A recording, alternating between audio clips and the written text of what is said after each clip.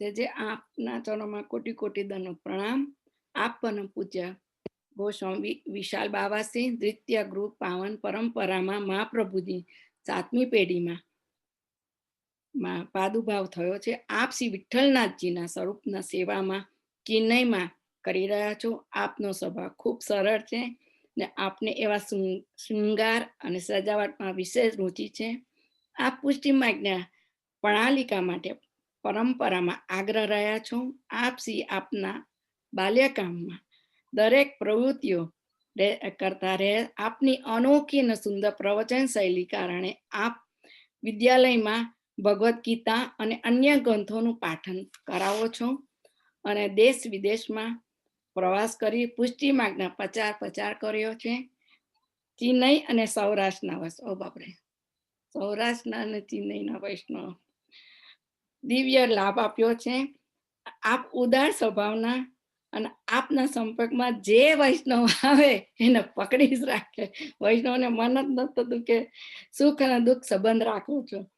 ગોર્ધનનાથજીના ચરણોના નર્મ નિવેદન કરી આપ આશરા આપના પુષ્ટિ માર્ગના સર્વ પ્રચાર કરતા રહો અને વૈષ્ણવને સૃષ્ટિનો ભાવ પોષણ કરતા રહો. તો આપના આજના વચનામૃતનો પુતાત કરો. શ્રી વલ્લભાધી સખી જય.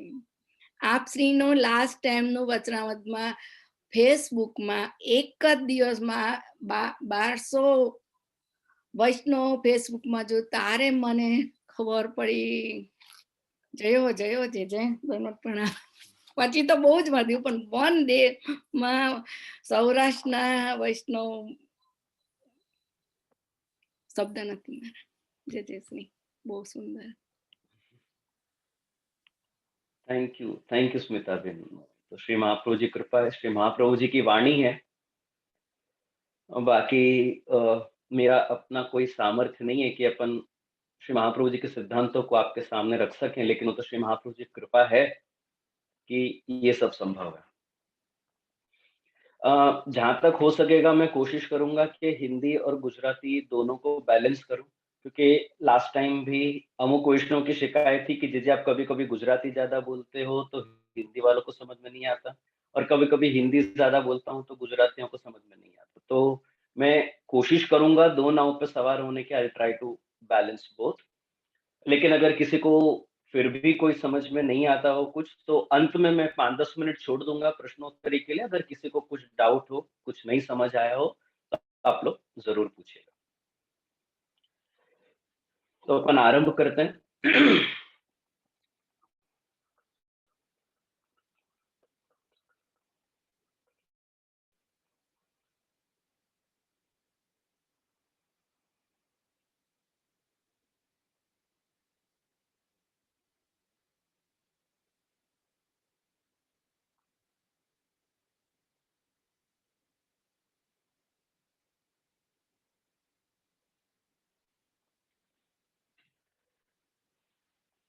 जूम, फेसबुक और यूट्यूब के माध्यम से जुड़े देश विदेश के सभी भगवदीय वैष्णवों का मैं विशाल बाबा चेन्नई से सिद्धांत रहस्य के त्रिदिवसीय सत्र में स्वागत करता हूँ। आज, कल और परसों इसी समय पे 3 दिन अपना सिद्धांत रहस्य के ऊपर अपना सत्संग रहेगा।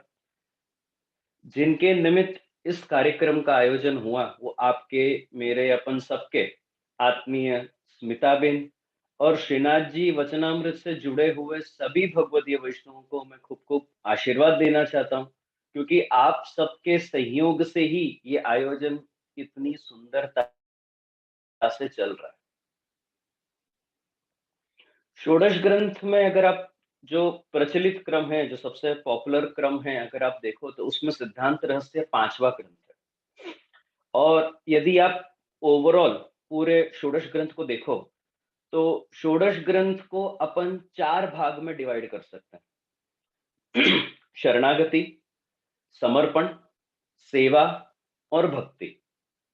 षोडश ग्रंथ के द्वारा श्री महाप्रभु जी अपन को मुख्य रूप से ये 4 विषय समझाना चाहते हैं।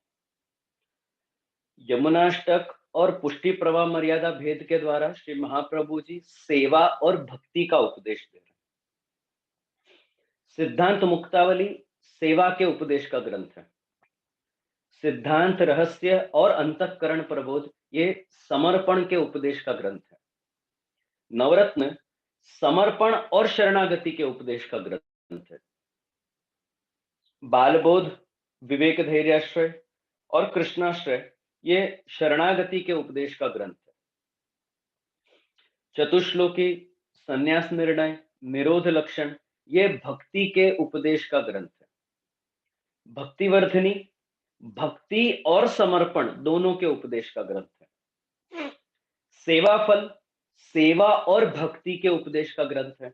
और अंत में जल भेद और पंचपद्यानि ये भक्ति के अंतर्गत आते श्रवण और कीर्तन भक्ति के उपदेश का ग्रंथ है। तो इस प्रकार से श्री महाप्रभु जी षोडश ग्रंथ के द्वारा अपन को सेवा, समर्पण, भक्ति और शरणागति का उपदेश देते हैं। तो ऐसे में सिद्धांत रहस्य ये समर्पण के उपदेश का ग्रंथ है। यदि आप सिद्धांत रहस्य का टीका साहित्य देखो तो सिद्धांत रहस्य पे मेरे ख्याल से शायद भक्तिवर्धनी के बाद सबसे ज्यादा टीका सिद्धांत रहस्य पे आपको मिलेगी। तो इस ग्रंथ में कुल 11 टीकाएं अपन को उपलब्ध है। सबसे पुरानी टीका श्री गुसाई जी के चतुर्थ लाल जी श्री गोकुलनाथ जी की। उसके बाद श्री गुसाई जी के पंचम लाल जी श्री रघुनाथ जी की टीका है। फिर उसके बाद श्री गुसाई जी के द्वितीय आत्मज श्री गोविंद राय जी के लाल जी श्री कल्याण राय जी यानी श्री हरिराय महाप्रभु जी के पिताश्री, तीसरी टीका उनकी उपलब्ध है। फिर एक व्रजोत्सव जी की टीका अपन को प्राप्त होती है। फिर उसके बाद कल्याण राय जी के लाल जी श्री हरिराय महाप्रभु जी की एक टीका उपलब्ध है। श्री गोकुल उत्सव जी की एक टीका अपन को प्राप्त होती है। इसके अलावा काका वल्लभ जी के पिता श्री विठलेश जी उनकी टीका अपन को प्राप्त होती है। फिर एक टीका श्री पुरुषोत्तम जी की, एक गिरधर जी की और एक लालू भट्ट जी की प्राप्त होती है। ये 10 टीका। इसके अलावा एक और टीका अपन को प्राप्त होती है जिसका नाम है केशांचित। संस्कृत में केशांचित यानी बेनामी टीका। जिस टीका में टीकाकार का नाम नहीं हो, टीका उपलब्ध है लेकिन ये टीका किसने लिखी है वो नाम अगर उपलब्ध नहीं हो तो ऐसी टीका को संस्कृत में केशांचित कहते हैं। तो 11वीं टीका एक केशांचित टीका है जहां पे टीकाकार का नाम अपने को उपलब्ध नहीं है। अब ग्रंथ आरंभ करने से पहले एक विषय को क्लियर करना और समझना बहुत जरूरी है कि श्री महाप्रभु जी ने इस ग्रंथ का नाम सिद्धांत रहस्य क्यों रखा। कौन सा सिद्धांत और क्या है उसका रहस्य। ये दो विषय अगर आप क्लियरली समझ जाओगे तो आपको समझ आ जाएगा कि भाई ब्रह्म संबंध का स्वरूप क्या है। तो सबसे पहले तो मैं तो भाई वैष्णव से, ग्रुप में जुड़े वैष्णव से प्रश्न पूछना चाहूंगा कि भाई आप सबने ब्रह्म संबंध क्यों लिया। ब्रह्म संबंध किस वस्तु की दीक्षा है। आप लोगों ने केवल बैठक जी में झाड़ी भरने के लिए ब्रह्म संबंध लिया। मध्य रात्रि के समय श्रीनाथ जी इतना श्रम लेके श्री महाप्रभु जी के पास पधारे और उनने श्री महाप्रभु जी को ब्रह्म संबंध मंत्र की दीक्षा दी। तो अपना फर्ज बनता है ये समझने के लिए कि ब्रह्म संबंध मंत्र काय की दीक्षा है। ब्रह्म संबंध मंत्र सेनी दीक्षा है। और एक और बात का सभी वैष्णवों को ध्यान रखना जरूरी है, कोई भी मंत्र का पाठ, कोई भी मंत्र की दीक्षा, कोई भी मंत्र का अनुष्ठान अपन को सोचे समझे बिना नहीं करना चाहिए। देवी भार्याम रक्षतु भी एक मंत्र है और देवी भार्याम भक्षतु भी एक मंत्र है। कौन सा मंत्र है, उसका विनियोग कहाँ होता है, उसकी उपयोगिता क्या है, सेमाय मंत्र नो उपयोग छे, ये समझे बिना अपन को किसी भी मंत्र का पाठ या किसी भी मंत्र की दीक्षा नहीं लेनी चाहिए।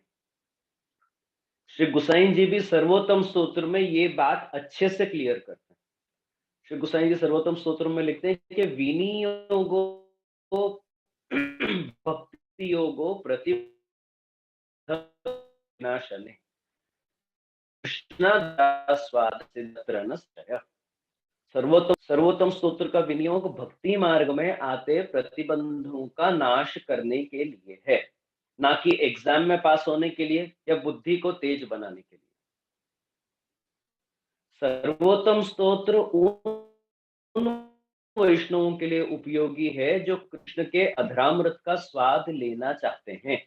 जो भक्ति मार्ग पर चलना चाहते हैं, ऐसे वैष्णव के लिए सर्वोत्तम मार्ग में आते। तो इसी प्रकार से ब्रह्म संबंध जो है, ब्रह्म संबंध मंत्र ये विवाह का मंत्र है। ब्रह्म संबंध मंत्र की दीक्षा ये विवाह मंत्र की दीक्षा है। कृष्ण नाम का वर अगर आपको पसंद हो तो ब्रह्म संबंध लो। कृष्ण का स्वभाव जानकर ब्रह्म संबंध लो। लो अपना पार्टनर है, तो जैसे अपन जान पहचान करके स्वभाव वगैरह देख के समझ के ही अपन विवाह के लिए आगे बढ़ते हैं, तो ठीक ऐसे ही ब्रह्म संबंध लेने से पहले भी कृष्ण को जानने के बाद, कृष्ण के स्वभाव को समझने के बाद ब्रह्म संबंध लो। तो अपन वापस मूल विषय पर आते हैं कि इस ग्रंथ का नाम सिद्धांत रहस्य क्यों। काफी सारे वैष्णव कंफ्यूज हो जाते हैं। महाप्रभु जी ने पुष्टि मार्ग के सिद्धांत का नहीं कि वो सिद्धांत रहस्य है, पर वो सिद्धांत रहस्य नहीं है। सिद्धांत रहस्य में महाप्रभु जी ने पुष्टि मार्ग के सिद्धांत का निरूपण नहीं किया है। पुष्टि मार्ग के सिद्धांत का निरूपण श्री महाप्रभु जी ने सिद्धांत मुक्तावली में किया है। नत्वा हरिम प्रवक्ष्यामि स्व सिद्धांत विनिश्चयम कृष्ण सेवा सदा कार्या मानसी सा परामता चेतस्ता तनुवित्तजा ततः संसार दुःखस्य निवृत्ति ब्रह्म बोधनम।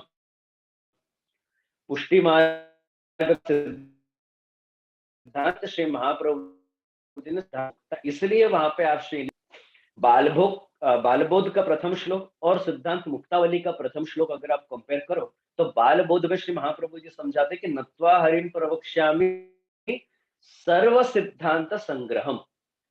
बालबोध में पुष्टि मार्ग के अलावा दूसरे जितने भी संप्रदाय हैं, उनका जो सिद्धांत है उसका निरूपण आपश्री ने बालबोध में किया है।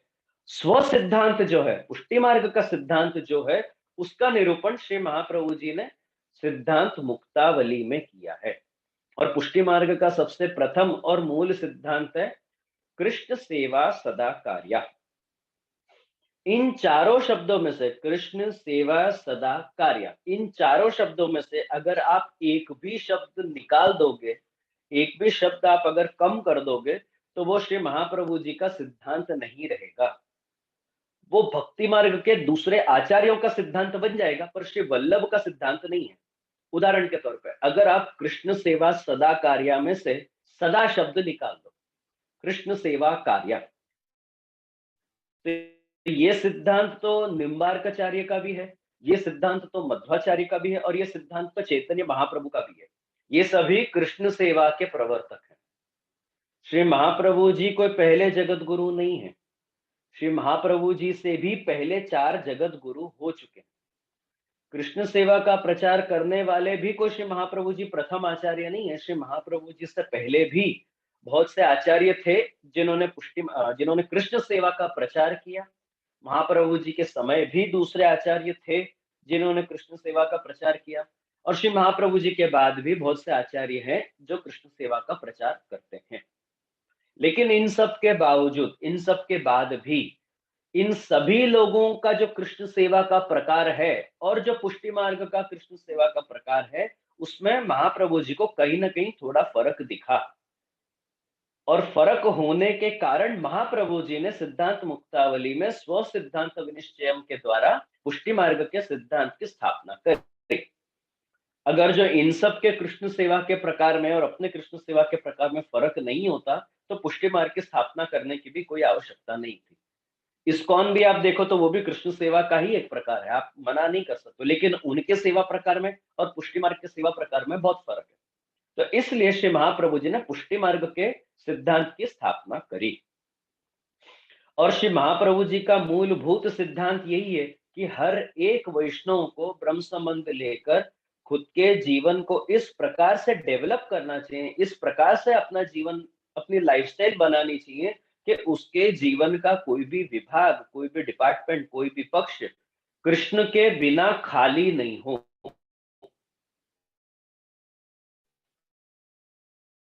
उसका हर एक विभाग लाइफस्टाइल की एक ठाकुर जी के साथ डायरेक्टली या इनडायरेक्टली जुड़ी होनी चाहिए। ये पुष्टि मार्ग का सिद्धांत है। यही कृष्ण सेवा सदा कार्य है। आप कुंभन दास जी की वार्ता देखो। कुंभन दास जी की वार्ता में जब श्री गुसाई जी कुंभन दास जी से पूछते हैं कि तेरे कितने बेटा हैं, तो कुंभन दास जी जवाब देते हैं कि मेरे 1.5 बेटा है। वैसे तो उनके 7 बेटा थे, लेकिन जिन बेटों का कृष्ण के साथ कोई संबंध नहीं, कुंभन दास जी ने भी उन बेटों के साथ कोई संबंध नहीं रखा। ये पुष्टि मार्ग का सिद्धांत है, ये पुष्टि मार्ग की पद्धति है, और यही पुष्टि मार्गीय समर्पण है। श्री गुसाई जी सिद्धांत मुक्तावली की टीका में कृष्ण सेवा सदा कार्य के ऊपर व्याख्या करते हुए आप श्री सदा शब्द के ऊपर बहुत जोर देते, भार देते। सेवा ही सेवक धर्म तदुक्त्या जीवानाम अशेषानाम सहज दासत्वम ज्ञापितम। अपन को कृष्ण की सेवा क्यों करनी चाहिए? धर्म है। हर एक पुष्टि जीव सहज से ही, सहज यानी बाय डिफॉल्ट, सहज से ही श्री कृष्ण का दास है। भगवान का दास अगर भगवान की सेवा छोड़कर दूसरा कुछ करता है, तो वो अपने धर्म से चूक जाता है। जैसे आंख का धर्म है देखना, कान का धर्म है सुनना, बुद्धि का धर्म है विचार करना, ऐसे ही सेवा ही सेवक धर्म। आंख देखने की जगह सुनना चालू कर दे, कान सुनने की जगह विचारना चालू कर दे, बुद्धि विचारने की जगह कुछ सुनना चालू कर दे, तो आपका जीवन अस्त व्यस्त हो जाएगा, आपकी दुर्दशा हो जाएगी। तो जैसे आंख का धर्म है देखना, बुद्धि का धर्म है विचारना, वो करें तो ही आपका जीवन बराबर चल सकता है। तो ठीक ऐसे ही सेवा ही सेवक धर्म है। पुष्टि जीवों का मूलभूत जो धर्म है वो सेवा है, क्योंकि अपन ठाकुर जी के सेवक हैं। शंकराचार्य जी के मार्ग पर अगर आपको आगे बढ़ना है तो कल को चल के आप ब्रह्म बन सकते हो।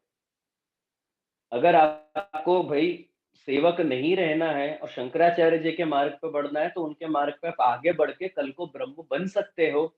लेकिन श्री महाप्रभु जी के मार्ग में आप कल भी दास थे, आज भी दास हो, और आगे भी आप कृष्ण के ही दास रहोगे। ये नहीं समझना चाहिए कि पुष्टि मार्ग में आने के बाद अपन श्री कृष्ण के दास बने। अपन श्री कृष्ण के दास थे, इसलिए अपना प्रवेश आज भी पुष्टि मार्ग में हुआ है। चाहे भले ब्रह्म संबंध लेकर अपन जो कुछ भी करते हो, लेकिन ब्रह्म संबंध अपन को हुआ, अपन को ब्रह्म संबंध मिला, तो वो इस बात का सूचक है कि भाई अपन कृष्ण के दास थे, इसलिए आज अपन को कम से कम ब्रह्म संबंध तो मिला। अब दूसरा प्रश्न ये उठता है कि भाई सदा सेवा कैसे करें? भाई अपन सब लौकिक जीव हैं, आप मैं अपन सब लौकिक जीव हैं, अपनी लौकिक जरूरतें हैं, शरीर का पालन पोषण करना, रक्षण करना, लौकिक दूसरे कार्य है, लौकिक वैदिक कार्य करना।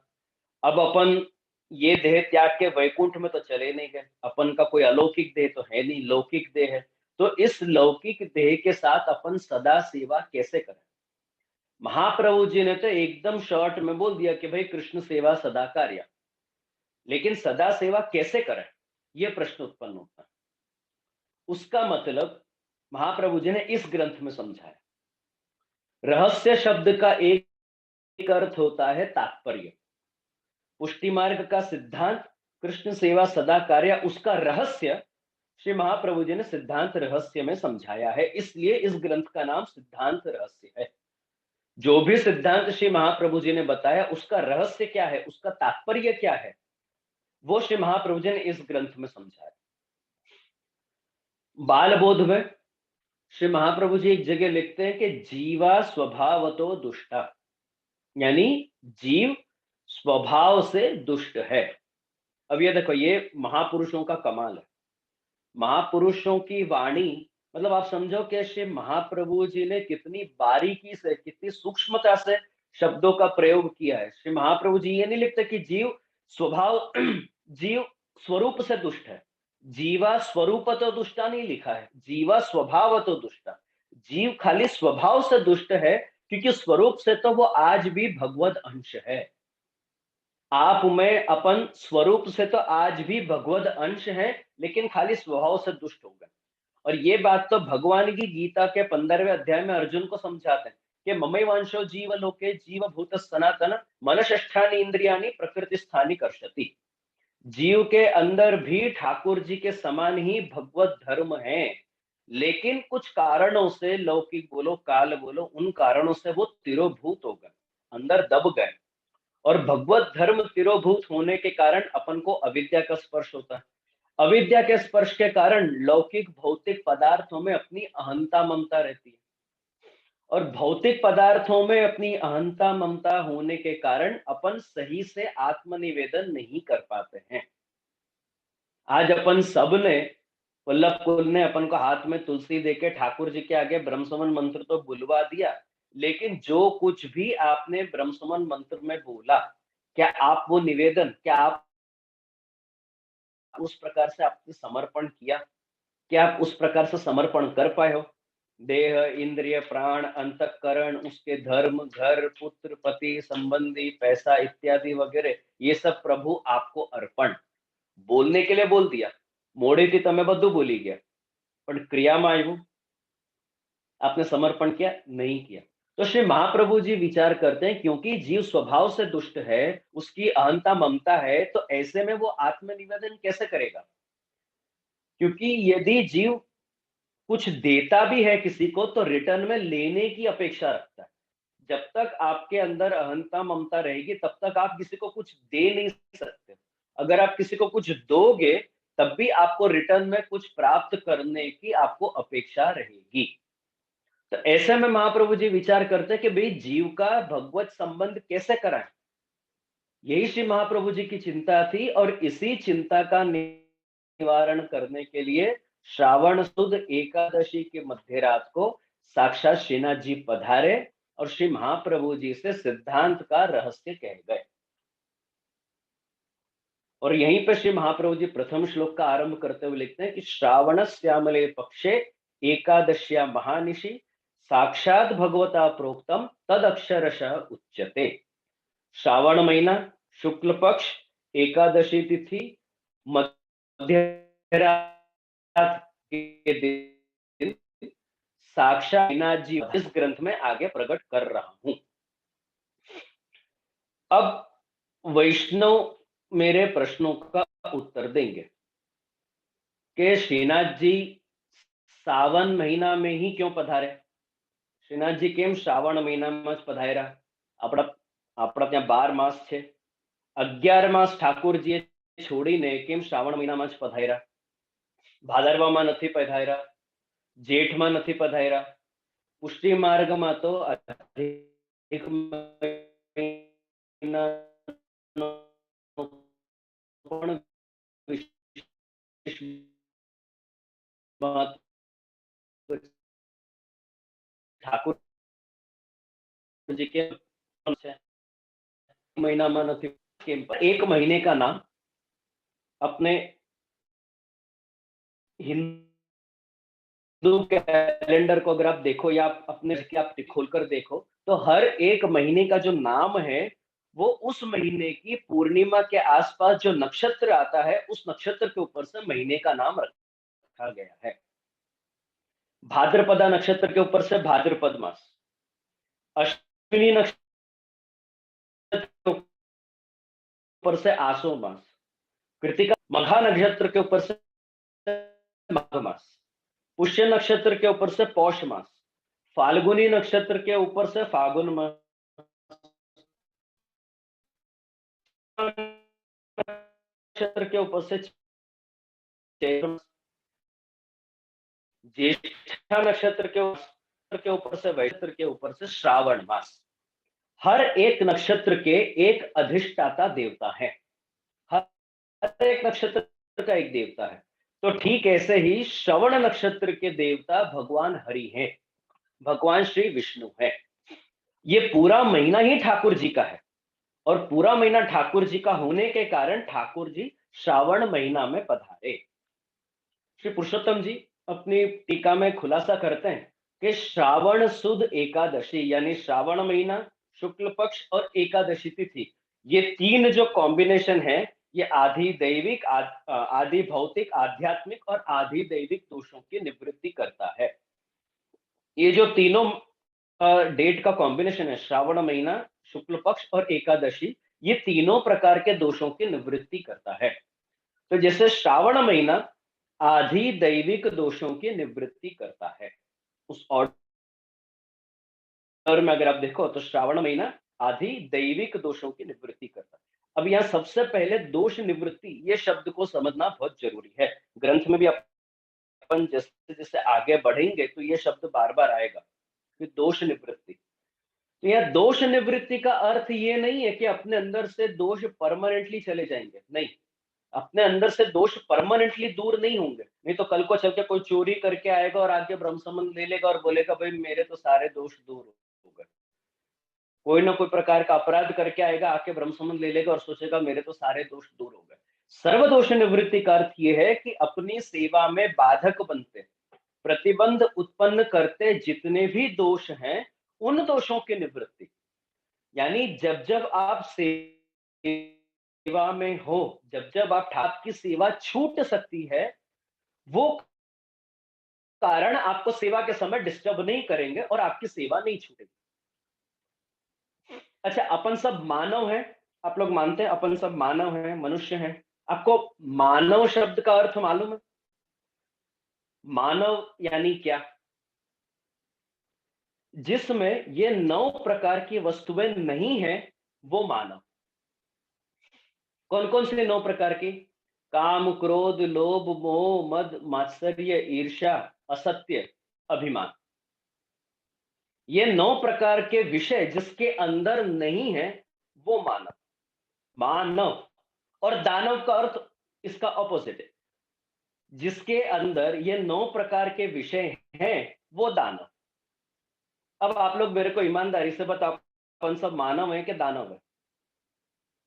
काम, क्रोध, लोभ, मोह, मद, मात्सर्य, ईर्ष्या, अहंकार, असत्य, ये सब अपने अंदर है कि नहीं है? ये सब दोष है। अब इन सब के सहित भी अगर जो ठाकुर जी आपकी सेवा अंगीकार कर रहे हैं, अगर आप ठाकुर जी की सेवा करने के लायक हो, वही दोष की निवृत्ति है। ये सब होने के बावजूद ठाकुर जी आज अपने घर विराज रहे हैं, अपने हाथ से सामग्री आरोग रहे हैं, अपनी सेवा अंगीकार कर रहे हैं, ये निवृत्ति। ये सब अपने अंदर से परमानेंटली निकल नहीं जाएंगे, लेकिन इन सब के कारण ठाकुर जी ये नहीं कहते कि भाई तू तो, तेरे अंदर ये 9 प्रकार के दोष हैं, तो मैं तो भाई तेरे हाथ का कुछ अंगीकार नहीं करूंगा। नहीं, ठाकुर जी अपने हाथ की एक एक सेवा, एक एक सामग्री अंगीकार करते हैं, करेंगे और करते रहेंगे। ये दोष की निवृत्ति है। खाली सेवा के समय आपको बाधक नहीं बनेंगे, बाकी जब आप सेवा से बाहर निकलो, तुरंत ये सारे दोष तो आपके अंदर विद्यमान हैं ही। श्री महाप्रभु जी के यही शब्द, कृष्ण सेवा सदा कार्य से जाके जुड़ते हैं। कृष्ण सेवा सदा कार्य है, सेवा करो, बात के अंदर तुरंत प्रवेश कर जाएंगे। लेकिन जब तक आप कृष्ण की सेवा में हो, तब तक आप शुद्ध हो। ये सारे दोष आपके अंदर होते हुए भी आपको बाधक नहीं बनेंगे। इनके कारण से आपकी सेवा नहीं छूटेगी। ये सर्वदोष निवृत्ति है। मैं आपको मेरा एक पर्सनल उदाहरण देता हूं। मैं जब अंडर 12 क्रिकेट खेलता था, तो बराबर जस्ट बिफोर द मैच हम लोग थोड़ा सा वार्म अप कर रहे थे, प्रैक्टिस कर रहे थे, मेरा मैच था। बराबर मैच के पहले क्रिकेट की जो बॉल होती है, रेड कलर की जो सीजन बॉल होती है, वो बराबर आके मेरे लेफ्ट घुटने में लगी। मेरी गलती ये थी कि मैं बिना पैड्स के मैं प्रैक्टिस कर रहा था नेट पे, थोड़ा ओवर कॉन्फिडेंस में, और बराबर एक बॉलर की बॉल, फास्ट बॉलर की बॉल आके सीधे मेरे घुटने पे लगी और मेरा घुटना डिसलोकेट हो गया, थोड़ा सा डिसलोकेट। अब उसके कारण उस दिन का मैच तो गया मेरा। उसके कारण से मैं आज तक प्रोफेशनल लेवल पर क्रिकेट नहीं खेल पाया। डॉक्टर को भी दिखाया, तो डॉक्टर ने बोला अगर आपकी हड्डी टूट जाएगी ना, तो हम उसको वापस जोड़ सकते हैं। डिसलोकेशन का कोई बहुत भारी ऐसा इलाज नहीं है, ऑपरेशन ये वो कुछ ज्यादा इस पे कर नहीं सकते, you have to live with it. Under 12 की बात है, मैं आज भी मैं उस डिसलोकेटेड पाँव के साथ ही मैं घूम रहा हूँ। और उसमें एक दिक्कत मेरे को सबसे बड़ी ये आती है कि मैं बहुत देर तक पाँव फोल्ड करके नहीं बैठ सकता। बहुत देर तक मैं अगर घुटना फोल्ड करके बैठता हूँ तो मेरे को नी पे उस पर्टिकुलर जगह पे थोड़ा दुखता है।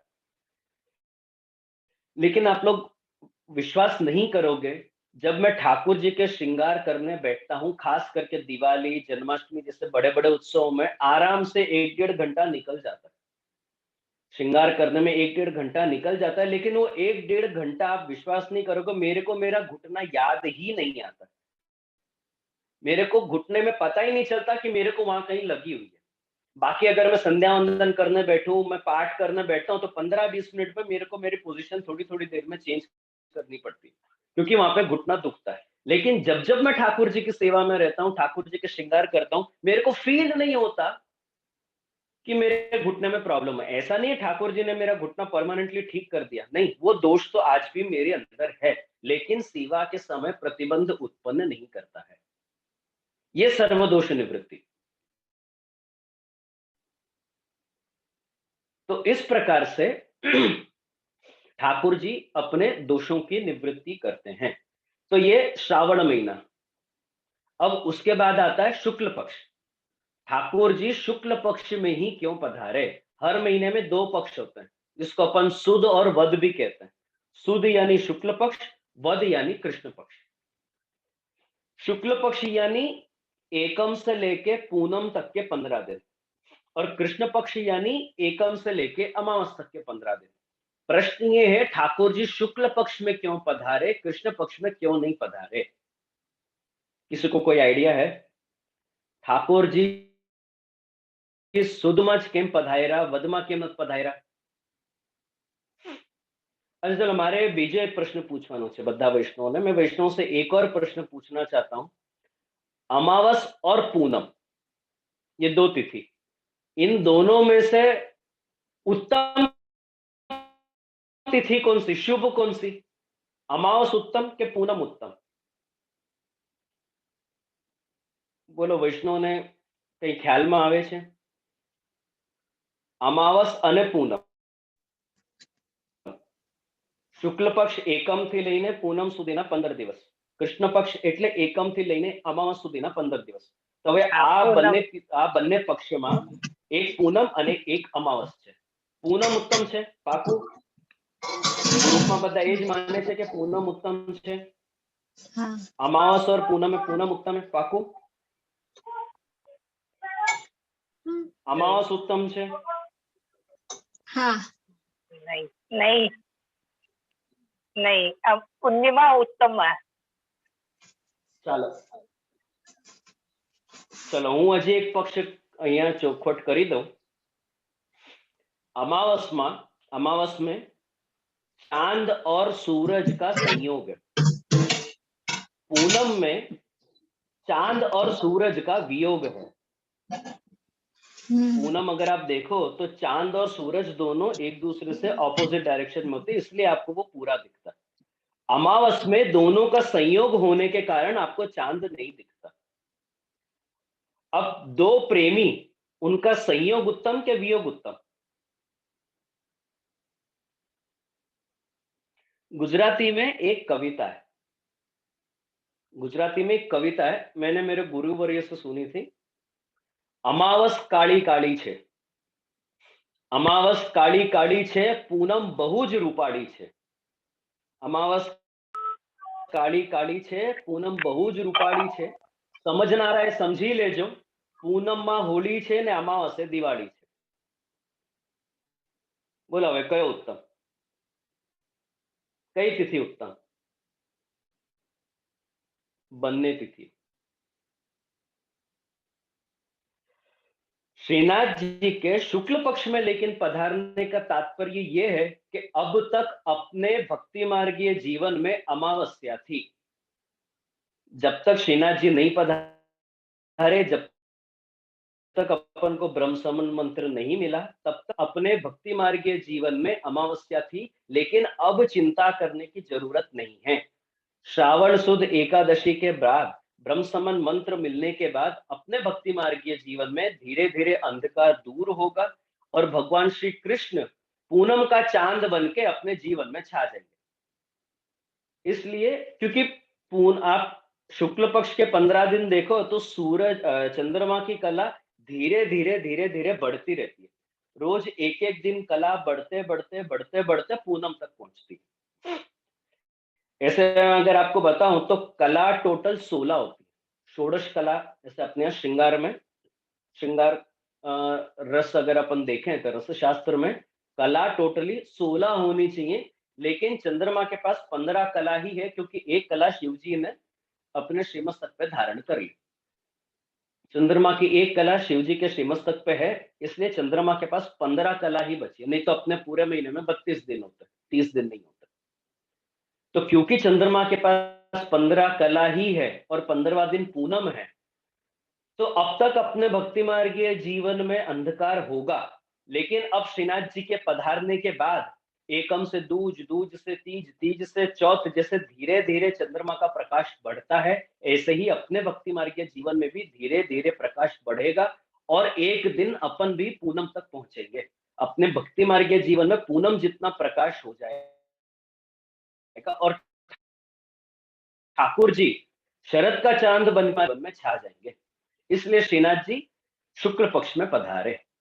अब तीसरा प्रश्न, श्रीनाथ जी एकादशी को क्यों पधारे? एकम को पधार सकते थे, दूज को पधार सकते थे, एकादशी के अलावा मैंने अभी अमावस और पूनम की भी बात करी। अमावस भी शुभ तिथि है, पूनम भी शुभ तिथि है, ठाकुर जी एकादशी को क्यों पधारे? तो श्री पुरुषोत्तम जी लिखते कि एकादशी तिथि आध्यात्मिक दोषों की निवृत्ति करता है। आध्यात्मिक दोष यानी आत्मा नाम अधिक स्थिति ही, अंतःकरण संबंधी दोष, आपके मन बुद्धि चित्त अहंकार के अंदर जो दोष उत्पन्न होते हैं, उन दोषों की निवृत्ति एकादशी तिथि करता है। अपने यहाँ एकादशी के व्रत का महात्म्य भी इसीलिए है। अपने यहाँ क्यों करते हैं अपन? क्योंकि एकादशी के दिन व्रत करने से, उपवास करने से अपने एकादश इंद्रियों की शुद्धि होती है। और शास्त्र में अगर आप देखो तो एकादशी तिथि का एक और नाम है, एकादशी तिथि का नाम है हरिवासर। एकादशी तिथि के जो अधिष्ठाता देवता हैं वो भगवान विष्णु है, भगवान हरि है। और हरि शब्द का अगर आप अर्थ देखो तो हरि हरति दुखानी, हरि हरति पापानी, जो हर दुखों को हर पापों का हरण कर ले। एकादशी तिथि के दिन ब्रह्म संबंध लेने से ठाकुर जी अपन को गारंटी दे रहे हैं कि भाई एकादशी तिथि के दिन अगर आप ब्रह्म संबंध लो तो आपके आदि दैविक आध्यात्मिक और आदि भौतिक दोषों की निवृत्ति हो जाएगी। अपने सर्व प्रकार के दुख, अपने सर्व प्रकार के पापों का ठाकुर जी, ये मंत्र, ये जो ब्रह्म संबंध मंत्र है, ये अपने हर प्रकार के दुख और हर प्रकार के पापों का हरण करने में सक्षम है। હવે ચોથો પ્રશ્ન આવે છે, श्रावण सुद एकादशी तो આપણે समझी गए। ठाकुर जी श्रावण सुद एकादशी में क्यों पधारे, ये तो क्लियर हो गया। अब चौथा प्रश्न ये आता है, ठाकुर जी आधी रात को क्यों पधारे? श्रावण श्यामले पक्षे एकादशिया महानिशी, महानिशी यानी आधी रात, मध्य रात्रि, मध्य रात्रि यानी बराबर 12 बजे। अब प्रश्न आता है कि ठाकुर जी 12 बजे ही क्यों पधारे? ठाकुर जी ने मंगला की झांकी नहीं कराई, ठाकुर जी ने श्रृंगार की झांकी नहीं कराई, ठाकुर जी शयन में नहीं पधारे, आधी रात को पधारे। राम और कृष्ण में ना अपन को इतना फर्क समझ लेना चाहिए। राम है ना जेंटलमैन है। अगर जो रामचंद्र जी आपके घर में पधारना चाहेंगे ना, तो आपके घर में दरवाजे पे आके डोरबेल बजाएंगे, जब तक आप दरवाजा नहीं खोलो कहीं नहीं जाएंगे और आपके मेन डोर से आपके घर में पधारेंगे। लेकिन कृष्ण ऐसा नहीं। कृष्ण को अगर जो आपके घर में पधारना होगा ना, वो डोरबेल तो बजाएंगे लेकिन पीछे की खिड़की से कूद के आपके घर में पधार। राम अगर आप नाम भी देखो ना तो सब सीधे सीधे अक्षर है, राम, कहीं पे कोई टेढ़ा मेढ़ा कुछ नहीं है। रामचंद्र जी का जीवन चरित्र भी आप देख लो, उन्हें टेढ़े मेढ़े कोई कार्य नहीं के, एकदम सीधे, इसलिए सब उनको मर्यादा पुरुषोत्तम कहते हैं। लेकिन कृष्ण कृष्ण का नाम, कृष्ण के काम सभी टेढ़ा मेढ़ा है। તમે ઠાકોરજીનું નામ જોઈ જાઓ, क उसमें एक मुड़ा, फिर कृ, फिर श आधा, फिर न, सब में टेढ़ा मेढ़ा। ठाकुर जी का पूरा नाम ही टेढ़ा है, इसलिए अपने आप पद साहित्य में आता है कि गिरधर सब ही अंग को बांधो। आप बालकृष्ण जी का स्वरूप देख लो, मेरे ख्याल से ज्यादातर आप सबके घर में बालकृष्ण जी लालन विराज होंगे। लालन का कौन सा अंग सीधा है? कमर से ठाकुर जी झुके हुए, श्रीहस्त थोड़ा सा टेढ़ा। ठाकुर जी का एक एक ठाकुर जी का नाम और ठाकुर जी के काम सभी टेढ़े में। रामचंद्र जी देखो बराबर दोपहर के टाइम पे पधारे, दिन दहाड़े। ठाकुर जी कब पधारे? आधी रात। ठाकुर जी के सभी काम टेढ़े मेढ़े, सीधा काम एक भी जो करे वो कृष्ण नहीं। श्री लालू भट्ट जी अपनी टीका में समझाते हैं कि सारस्वत कल्प में भी भगवान श्री कृष्ण का प्रादुर्भाव मध्य रात्रि को है। तो जैसे भगवान श्री कृष्ण ब्रज में, गोकुल में अपने अंतरंग भक्तों की सेवा अंगीकार करने मध्य रात्रि को पधारे, वैसे ही आधुनिक पुष्टि जीवों की भक्ति, उनकी सेवा को अंगीकार करने के लिए श्रीनाथ जी आधी रात को पधारे। तो जैसे वहां आधी रात को पधारे, वैसे ही श्रीनाथ जी भी यहाँ आधी रात को ही पधारे। जिस हेतु से वहां आधी रात को पधारे, उसी हेतु से आधुनिक पुष्टि जीवों के लिए भी श्रीनाथ जी यहाँ आधी रात को पधारे। जन्माष्टमी में अपने एक नियम है, जब रात को 12 बजे पंचामृत होते हैं तो बराबर 12 बजने से पहले श्रीमद् भागवत के दशम स्कंद में एक 8.5 श्लोक, तो बहुत सारे आते हैं, लेकिन शुरुआत के जो 8.5 श्लोक है दशम स्कंद के तीसरे अध्याय, उन 8.5 श्लोकों का 3 बार पाठ होता है, क्योंकि वो 8.5 श्लोक में जन्म की सूचना दे, हवे ठाकुर जी पधारवाना। ये जो पूरी सूचना है, ये 8.5 श्लोकों के द्वारा श्रीमद् भागवत में दी गई। सिद्धांत रहस्य भी अगर आप देखो, ये पूरे ग्रंथ में 8.5 श्लोक ही है। तो जैसे श्रीमद् भागवत के वो 8.5 श्लोक पूर्ण पुरुषोत्तम के प्रागट्य की, पूर्ण पुरुषोत्तम के प्रादुर्भाव की सूचना देता है, वैसे ही सिद्धांत रहस्य के ये 8.5 श्लोक आधुनिक पुष्टि जीवों के लिए पूर्ण पुरुषोत्तम के प्रादुर्भाव का सूचक है कि हवे ठाकुर जी पधारवाना छे। हवे तमे चिंता करता नहीं, वैष्णव को चिंता करने की जरूरत नहीं है। जैसे वहां ठाकुर जी पधार गए 8.5 श्लोकों के बाद, अब यहाँ पे भी ये 8.5 श्लोक ठाकुर जी के प्रादुर्भाव का सूचक है। अब यहाँ एक प्रश्न और उत्पन्न होता कि जो मध्य रात्रि का समय है, मध्य रात्रि का समय अगर आप देखो तो मध्य रात्रि आसुरी वेला है। मध्य रात्रि का समय रात को 12 बजे के बाद अपनी ऐसी कहवत है कि असुरों की प्रबलता होती है। अब असुरों की जब प्रबलता हो तो ऐसे में अपन के सर्वदोष कैसे निवृत्त होंगे? जिस समय पे दोष पूरी तरह से तैयार है आपके अंदर प्रवेश करने के लिए, उनका वो प्राइम टाइम है, जिस समय पे असुर एकदम प्रबल होते, उस समय पे अपन के दोष की निवृत्ति कैसे होगी? अगर जो ठाकुर जी दिन में पधारे होते तो असुरों की प्रबलता नहीं होती उतनी, तब जो ठाकुर जी पधारे होते तो अपने दोषों की निवृत्ति आराम से हो जाती। अब ठाकुर जी रात को 12 बजे पधारे, बराबर ऐसे टाइम पे जहां असुर सबसे ज्यादा शक्तिशाली होता है, सबसे ज्यादा प्रबल होता है, ऐसे में अपने सर्व दोषों की निवृत्ति कैसे होगी? तो यहाँ टीकाकार श्री गोकुलनाथ जी अपना समाधान करते हैं कि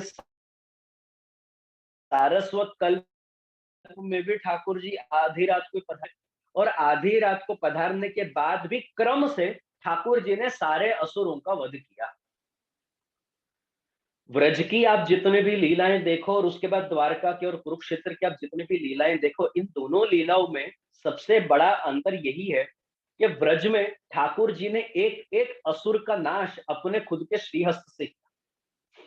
अब आप द्वारका लीला में जाओ या कुरुक्षेत्र के समय जाओ, ठाकुर जी को जब भी किसी का वध करना होता, ठाकुर जी किसी न किसी आयुध के द्वारा कराते, पर्सनली नहीं करते। तो जैसे व्रज लीला में ठाकुर जी आधी रात को उनका आविर्भाव हुआ, ठाकुर जी पधारे, और पधारने के बाद क्रम से ठाकुर जी ने एक एक असुर का नाश किया, तो वैसे ही ठाकुर जी यहाँ पे भी, अपने यहाँ भी आधी रात को पधार के अपने दोष रूपी जितने भी असुर हैं उनको क्रम से एक एक करके सबका नाश करेंगे। इसमें वैष्णव को चिंता करने की बिल्कुल जरूरत नहीं है।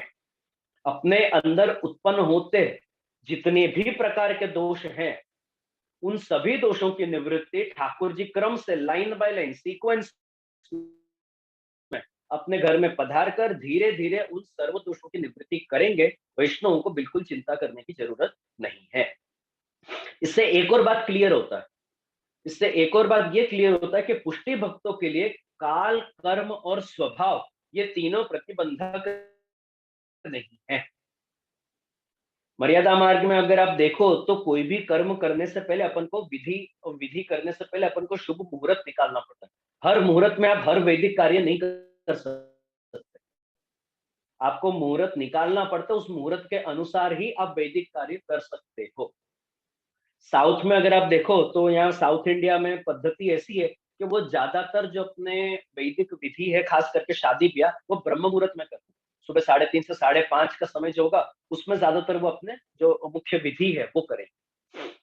लेकिन पुष्टि मार्ग में ऐसा नहीं।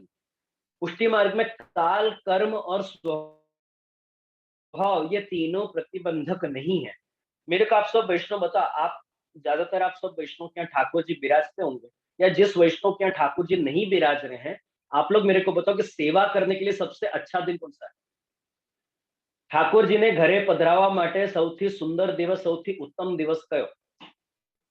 તમે દરરોજે મુહૂર્ત જોઈને સેવા કરો છો, રાહુકાલ વગેરે બધું જોઈને તમે ઠાकुरજીને જગાડો છો। ઠાकुरજીની સેવા પધરાવવા માટે સૌથી ઉત્તમ દિવસ કયો? જન્માષ્ટમી।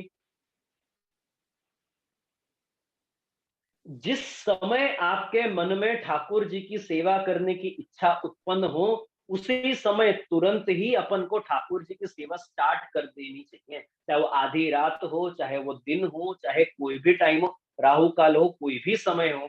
जिस दिन, जिस समय, जिस क्षण में आपको ठाकुर जी की सेवा करने की इच्छा हो, आप उस समय उस क्षण ठाकुर जी की सेवा कर सकते हो। कोई भी प्रकार का विचार किए बिना, अरे मेरे से सेवा निभेगी कि नहीं निभेगी, माराથી થશે કે નહીં, दूधघर नहीं करूं, कैन सखड़ी नहीं करूं, सखड़ी नहीं करूं, नागरी नहीं करूं, कई सेवा करो, सूतक में क्या होगा, पिंडरू में क्या होगा, मासिक धर्म आवશે ત્યારે કોણ સેવા કરશે? આ બધી બાબતોની चिंता करता नहीं। सेवा करने की इच्छा उत्पन्न हुई तो तुरंत आपको ठाकुर जी की सेवा स्टार्ट कर देनी चाहिए। आगे जो भी प्रकार के प्रतिबंध उत्पन्न अगर होंगे तो उसका रास्ता ठाकुर जी आपको अपने आप निकाल के देंगे। श्री महाप्रभु जी सर्वनिर्णय निबंध में सुबोधनी जी में यहां तक आज्ञा करते हैं, तद्भावे स्वयं वापी मूर्तिम कृत्वा हरे क्वचित परिचर्या सदा कुर्यात् तद्रूपम तत्र च स्थितम्। श्री पुरुषोत्तम जी आवरण भंग में आज्ञा करते हैं, सुबोधनी जी के इस कारिका के आवरण भंग में आज्ञा करते हैं कि भाई अगर आप ऐसे किसी देश में, ऐसे किसी शहर में रहते हो जहां पे कोई वल्लभ कुल नहीं विराजता, किसी वल्लभ कुल के उस शहर में पधारने की कोई संभावना भी नहीं है, कोई स्कोप नहीं, कोई चांस नहीं कि कोई वहां पे आए, और आपको ठाकुर जी की सेवा करने की इच्छा है, आपके स्वरूप पुष्ट नहीं है, तो भी चिंता मत करो, एक बार के लिए तो सेवा स्टार्ट करो। अरे मारा ठाकुर जी पुष्ट નથી, જ્યારે પુષ્ટ થશે ત્યારે હું સેવા કરીશ, આ બધી विचार તમે छोड़ी दो। ये सारे विचारों को छोड़ के, भले आपके ठाकुर जी आज के समय पुष्ट नहीं है, चलेगा, एक बार के लिए तो आप ठाकुर जी की सेवा स्टार्ट कर दो। पर यहाँ पे मैं एक पर्सनली अपनी तरफ से एक डिस्क्लेमर डाल दूं, ऐसा नहीं कि अब मैंने ये बोला करके वैष्णव घोटाला करना शुरू कर दें। एक डिस्क्लेमर, ये भले आप बिना पुष्ट स्वरूप की सेवा करो, कोई आपत्ति नहीं है, लेकिन जिस समय आपको मौका मिले तो आपको सबसे पहले ठाकुर जी पुष्ट कराने चाहिए। बाकी अदरवाइज आप बिना पुष्ट की सेवा करो, कोई बात नहीं, क्योंकि सेवा करना ज्यादा महत्व का है। पर ये मत समझो कि मैं 5 साल, 10 साल, 11 साल, 15 साल, 25 साल, 50 साल बिना पुष्ट स्वरूप के मैं सेवा करूं तो मेरे ठाकुर जी अपने आप पुष्ट हो जाएंगे। अपन प्रहलाद जी जैसे ऊंचे भक्त नहीं है, अपन इतने ऊंचे भक्त नहीं है कि अपनी भक्ति और अपनी सेवा से ठाकुर जी स्वतः पुष्ट हो जाएंगे, नहीं। आज अपन लौकिक जीव हैं, अपने अंदर लौकिकता है। ये 9 प्रकार के दोष मैंने आपको बताया, उनको याद रखो। वो 9 प्रकार के दोष आज भी अपने यहाँ हैं, इसलिए ठाकुर जी पुष्ट कराना तो जरूरी है। लेकिन महाप्रभु जी आज्ञा कर रहे कि पुष्ट नहीं है करके सेवा करे बिना मत बैठो। भले आपके ठाकुर जी पुष्ट नहीं है, पर आप ठाकुर जी की सेवा करते रहो। भले તમારા ઠાકોરજી રમતા છે, રમતા લાલાની પણ તમે સેવા કરો, સેવા વગર રહેતા નહીં। અને જ્યારે તમને મોકો મળે, જ્યારે અવસર મળે, ત્યારે તરત જ તમારે પુષ્ટ કરાવી દેવાના। પણ ત્યાં સુધી તમારે રાહ નહીં જોવી કે જ્યારે કોઈ પધારશે, કે જ્યારે હું ઇન્ડિયા જઈશ, જ્યારે હું મારા ગુરુ ઘર જઈશ, ત્યારે હું પુષ્ટ કરાવીશ ને એના પછી જ હું સેવા કરીશ, નહીં। આવી રાહ જોતા નહીં। જે દિવસ, જે સમય, જે ક્ષણ તમારા મનમાં સેવા કરવાની ઈચ્છા ઉત્પન્ન થાય, તે દિવસથી તમારે ઠાકોરજીની સેવા સ્ટાર્ટ કરી દેવી જોઈએ। इसलिए पुष्टि मार्ग की सेवा में ठाकुर जी चाहे आधी रात पधारे, चाहे दिन में पधारे, कभी भी पधारे, काल, कर्म और स्वभाव अपने आप पे प्रतिबंध उत्पन्न नहीं करता है। आप ठाकुर जी की सेवा कभी भी कर सकते हो। आप जब मंगला के पद गाओ, जागिए गोपाल लाल कीजिए कलेवा, तो ठाकुर जी आंख मसलते हुए जग जाएंगे। और जब आप बिहाग राग में कोई भी पद सुनाओगे तो ठाकुर जी तुरंत ओढ़ भी जाएंगे, चाहे वो दिन के 12 बजे हो या रात के 12 बजे। रात को 12 बजे भी अगर जो आप ठाकुर जी की बधाई गाओगे तो ठाकुर जी जग जाएंगे। जन्माष्टमी के दिन अपन रात को 12 बजे ही ठाकुर जी की बधाई गाते हैं। व्रज भयो महरी के फूल। तो पुष्टि मार्ग की सेवा में कर्म स्वभाव है। अब आगे श्री महाप्रभु जी ने यहाँ शब्द साक्षात है। साक्षात शब्द के कारण ही श्री महाप्रभु जी ने पूरा सिद्धांत रहस्य प्रकट किया। अगर जो साक्षात शब्द नहीं होता तो महाप्रभु जी को पूरा सिद्धांत कोई आवश्यकता, पूरा सिद्धांत रहस्य लिया। साक्षात भगवता प्रोक्तम, यानी यहाँ पे केवल भगवता प्रोक्तम नहीं है। भगवता प्रोक्तम यानी ठाकुर जी कहेलू, भगवाने कहेलू। હવે ભગવાન તો ઘણી બધી રીતથી ઘણું બધું કહેતા હોય। बहुत बार आकाशवाणी के द्वारा भी बोलते हैं, ठाकुर जी स्वप्न के द्वारा भी आज्ञा करते हैं, और कितनी बार बहुत से लोगों में तो ठाकुर जी का आवेश भी आ जाता है। मैं तो नवरात्रि में खास देखता हूँ। नवरात्रि के समय में तो मैंने इतने सारे लोगों में माता जी को आते देखा है। वो तो माता जी जाने क्यों सच्चे में पधारे कि ये सब ऐसे जोश जोश में नाच रहे हैं। और मर्यादा मार्गीय लोगों की देखा देखी में, माता जी की देखा देखी में, मैंने अपनी सच्ची आंखों से मैंने तो पुष्टि भक्तों के अंदर माता जी के नाम पे यमुना जी और राधा जी भी आते देखा। अब वो दिन ज्यादा दूर नहीं है कि कोई आवेश में आके बोल देगा कि भाई मेरे अंदर महाप्रभु जी का भी आवेश आ गया है। तो श्री महाप्रभु जी यहाँ पे ये पक्ष क्लियर कर रहे हैं कि भाई आ रीते ठाकुर जी मैंने आज्ञा नहीं करी, कोई मारा स्वप्न में आज्ञा नहीं करी, कोई आकाशवाणी द्वारा आज्ञा नहीं करी। साक्षात भगवता प्रोक्तम ठाकुर जी प्रत्यक्ष हमारी समुदाय में साक्षात शब्द का ही महत्व है और वही एक सत्य है। ऊपर बताए गए प्रकार से श्रीनाथ जी ने श्री महाप्रभु जी का आज्ञा नहीं करी, श्रीनाथ जी स्वयं प्रत्यक्ष पधारे। और इससे एक और बात क्लियर होती है, इससे एक साक्षात भगवता प्रोक्तम से एक और बात क्लियर होती है कि श्रीनाथ जी खुद की इच्छा से पधारे। श्री महाप्रभु जी ने कोई श्रीनाथ जी को विनती नहीं करी। श्री महाप्रभु जी तो खुद केवल चिंता में विराजमान थे, विषय विचार कर रहे थे, चिंतन कर रहे थे कि क्या करें और कैसे करें। ऐसे दुष्ट स्वभाव वाले जीव का भगवत चिंतन करे थे, लेकिन श्रीनाथ जी खुद की इच्छा से पधारे। महाप्रभु जी ने उनको विनती नहीं करी। ठीक वैसे ही जैसे कृष्ण अवतार ठाकुर जी ने खुद की इच्छा से लिया। देवताओं की प्रार्थना पे कृष्ण अवतार नहीं हुआ, धर्म की स्थापना करने के लिए कृष्ण का अवतार नहीं हुआ, अर्जुन को गीता का पाठ पढ़ाने के लिए ठाकुर जी नहीं पधारे। ठाकुर जी तो खुद की इच्छा से पधारे, और पधारने के बाद भले ठाकुर जी ने सारे कार्य किए हो, लेकिन कृष्ण अवतार ठाकुर जी ने खुद की इच्छा से लिया। तो तो इससे एक और बात ये क्लियर होती है कि ठाकुर जी को पुष्टि भक्तों के लिए उनके हृदय में कितना वात्सल्य है, कितना प्रेम है, ठाकुर जी की कितनी कृपा है, कितना अनुग्रह करते हैं ठाकुर जी। ठाकुर जी को चिंता है कि भाई कलयुग की बलिष्ठता के कारण कहीं मेरे पुष्टि भक्त भटक नहीं जाए। इसलिए ठाकुर जी स्वयं पधारे और श्रीनाथ जी स्वयं पधारे और श्री महाप्रभु जी को उनने ब्रह्म समन मंत्र के द्वारा पुष्टि जीवों को अंगीकार करने की आज्ञा करी। आप एक वस्तु नोट करना, मैं आपको एक उपाय बताता हूं, आप एक वस्तु नोट करना। अगर आपको चेक करना है ना, अगर आपको सही में ये बात चेक करनी है कि भाई आप ठाकुर जी के जीव हो के नहीं, તમે ઠાકોર જીના જીવ છો કે નહીં, આ વસ્તુ જો તમારે ચેક કરવી हो तो तुम एक वस्तु कर करने की कोशिश करो। भगवत आश्रय छोड़कर अब जब जब भगवत आश्रय छोड़कर दूसरा कुछ करने जाओगे, तब तक ठाकुर जी आपके जीवन में ऐसा एक प्रतिबंध उत्पन्न करेंगे।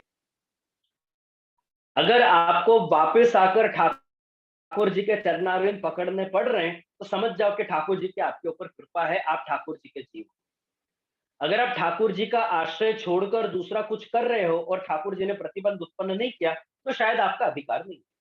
लेकिन जब जब आप भगवत आश्रय छोड़कर दूसरा कुछ करोगे, तब तब ठाकुर जी उसमें प्रतिबंध उत्पन्न करेंगे और आपको ठाकुर जी की कृपा का लक्षण है। क्योंकि ठाकुर जी को भक्तों के लिए अतिशय वात्सल्य है, ठाकुर जी के हृदय में भक्तों के लिए खूब प्रेम है। ठाकुर जी को चिंता है मेरे पुष्टि भक्त यहाँ वहां दूसरे मार्ग में, दूसरे संप्रदाय में आधी रात को पधारे और महाप्रभु जी को ब्रह्मसवन मंत्र देकर पुष्टि जीवों को अंगीकार करने की आज्ञा करी। साक्षात भगवता प्रोक्तम, प्रत्यक्ष पधारे, पर्सनली पधारे, किसी की रिक्वेस्ट पे नहीं पधारे, खुद की इच्छा से पधारे, सामने से पधारे। भी તમે જ્યાં સુધી વિનંતી નહીં કરો ને, હું તમારા ઘરે પધરામણી નહીં કરું। જો મારી ઈચ્છાથી તમારા ઘરે, હવે તો સમય ઘણો બદલાઈ ગયો, પહેલા તો એવું શું હતું, દાનના દિવસોમાં વલ્લભ કુલ સામેથી પધારતા હતા વૈષ્ણવના। હવે જો એ રીતે અમે તમારા ઘરે ચાલુ થઈ જઈએ ને, તો તમે પછી चिंताમાં પડી જશો। પણ પહેલા એવું નહોતું। पहला ठाकुर जी महाप्रभु जी के लिए सामने से पधारे। अब जो अगर हम सामने से पधार जाए तो वैष्णव ज्यादा चिंता। श्री महाप्रभु जी लिखते हैं, साक्षात भगवता प्रोक्तम तत् अक्षरश उच्यते। जो श्रीनाथ जी ने प्रत्यक्ष पधार के मुझसे कहा, श्रीनाथ जी जे मने बोली गया तेज हूं अहिया प्रगट करूं छू। जो श्रीनाथ जी प्रत्यक्ष पधार के मुझसे कहे गए, उसी को मैं यहाँ पे प्रकट कर रहा हूं।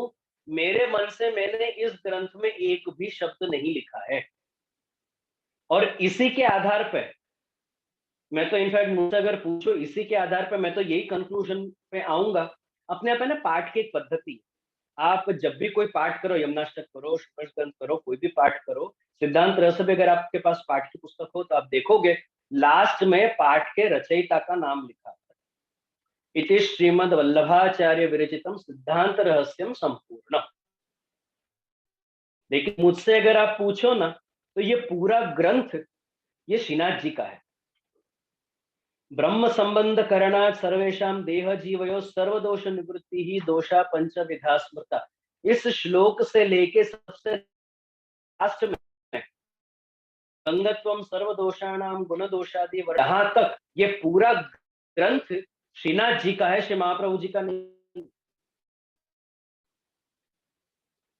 श्रीनाथ जी के ही शब्दों को श्री महाप्रभु जी ने यहाँ पे खाली श्लोक का रूप दिया है, बाकी ग्रंथ मूल जो है वो श्रीनाथ जी का है।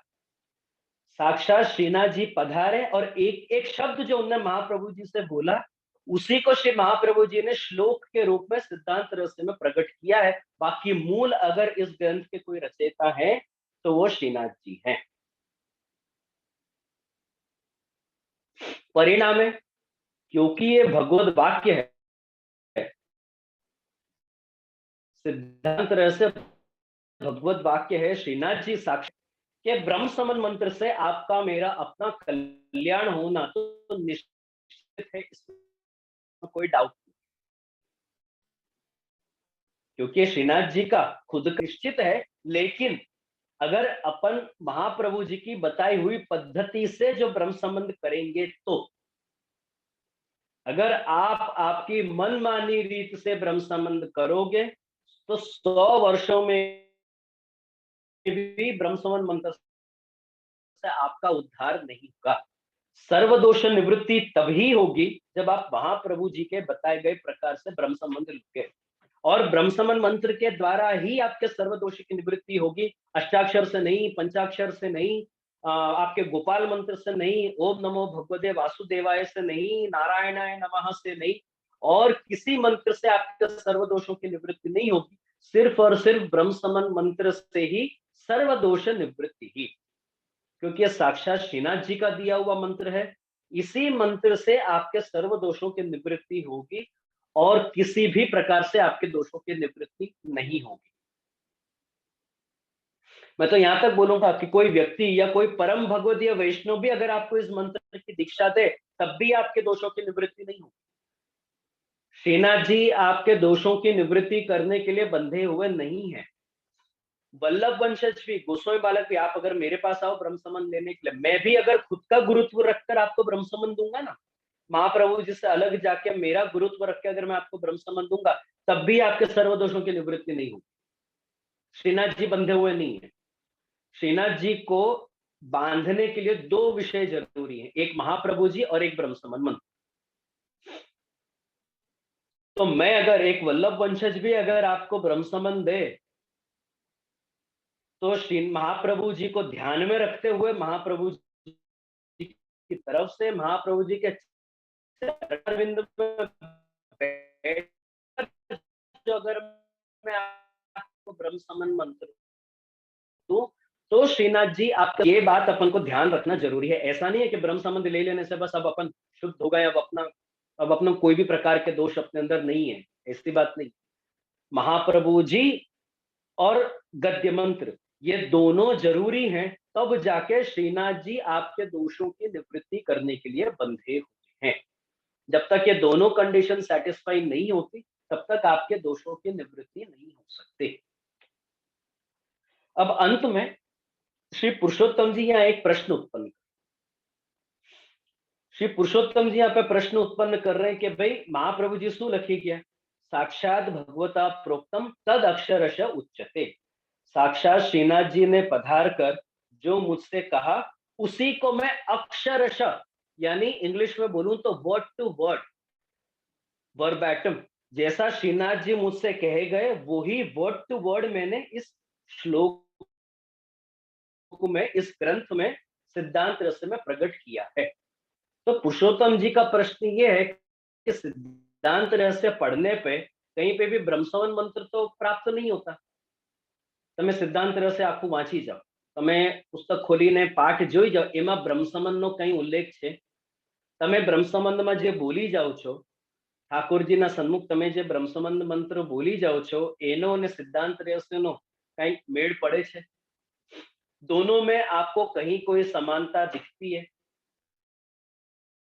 ब्रह्म संबंध मंत्र में जो आपके शब्द आप बोल रहे हो और सिद्धांत रहस्य को जिस प्रकार से श्री महाप्रभु जी ने प्रकट किया है, जिन शब्दों में महाप्रभु जी ने प्रकट किया है, दोनों का कोई मैचिंग है, कोई तालमेल है किया? महाप्रभु जी शू भाई मैं तो अक्षरश જે શ્રીનાથજીએ કહેલું એ જ मैं અહીંયા वर्ड टू वर्ड में शब्दों में मैंने वही चीज मैंने इस ग्रंथ में प्रकट करी है। अब वही चीज तो कहां दिख? बोलो कोई वैष्णव ने कहीं ख्याल में आवे छे? તમે સિદ્ધાંત રસનો પાઠ જોઈ જાઓ ને તમારું બ્રહ્મ સંબંધને તમે યાદ કરી લો, બંનેની કઈ મેચિંગ છે? दोनों चीज कई मैच हो रहे हैं?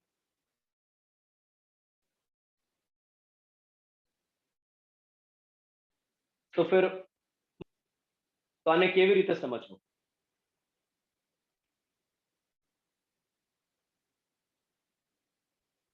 ब्रह्म संबंध मंत्र भगवत वाक्य, साक्षात श्रीनाथ जी ने पधार के ब्रह्म समन मंत्र दिया, इसलिए ब्रह्म समन मंत्र भगवत वाक्य होने के कारण अतिशय गूढ़ और गोपनीय है।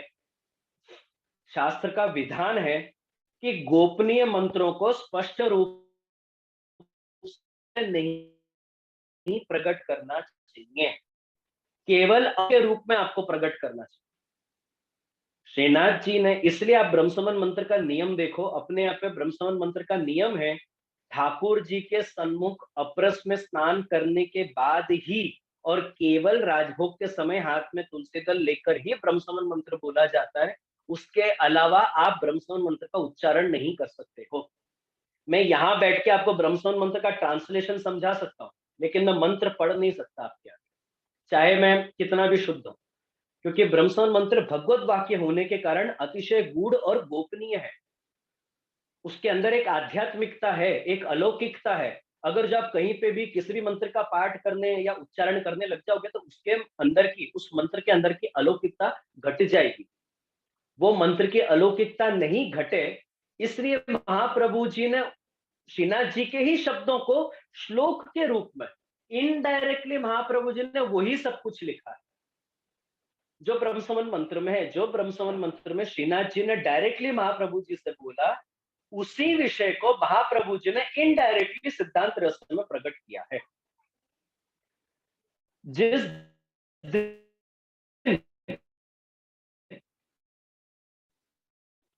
दिन आप सिद्धांत से पूरे ग्रंथ को अच्छे समझ जाओ, सहित आप जिस दिन समझ जाओगे, आपको समझ में आ जाएगा कि अभी ब्रह्म समन मंत्र और सिद्धांत रस में कोई अलग बातें नहीं ही है। बात अपन को इनडायरेक्टली समझा रहे हैं, क्योंकि भगवत वाक्य की जो गूढ़ता है, जो गोपनीयता है, उसका रक्षण करना भी जरूरी है। एक मर्यादा है कि अपन भगवत वाक्य को डायरेक्टली खुले में सबके सामने नहीं प्रकट कर सकते, उसके एक अलौकिकता को बचा के रखना जरूरी है। ब्रह्म समन મંત્રની અલૌકિકતાને સાચવવા માટે અહીંયા શ્રી મહાપ્રભુએ ડાયરેક્ટલી ન કહીને ઇનડાયરેક્ટલી ગ્રંથના રૂપમાં, શ્લોકના રૂપમાં આખું ब्रह्म समन મંત્રને श्री महाप्रभुએ प्रकट करेલું। और इनफैक्ट आप देखोगे, अब सिद्धांत रस की जितनी भी टीकाएं देखोगे, सभी टीकाकार के बात में एक बात कॉमन है। सभी टीकाकार ये बात मानते हैं कि भाई हमने इस ग्रंथ के ऊपर टीका लिखी, इस ग्रंथ के जो रहस्य हैं, जो गूढ़ शब्द हैं, जो गोपनीय बात है, उसको हमने टीका के द्वारा प्रकट किया, हेतु से कि भाई पुष्टि भक्त को यहाँ पे सही बात, पुष्टि भक्त के अंदर जितने भी संदेह हैं उनको हम दूर कर सके। केवल पुष्टि भक्तों के संदेह को दूर करने के लिए हमने सिद्धांत रहस्य पे टीका लिखी है। बाकी भगवत वाक्य को बहुत ज्यादा प्रकट नहीं करना चाहिए, भगवत वाक्य के ऊपर बहुत खुल के नहीं लिखना चाहिए, नहीं तो क्या होगा कि अनधिकारी भी भगवत वाक्य के उनके पढ़ने में या उनके श्रवण में आ जाएगा।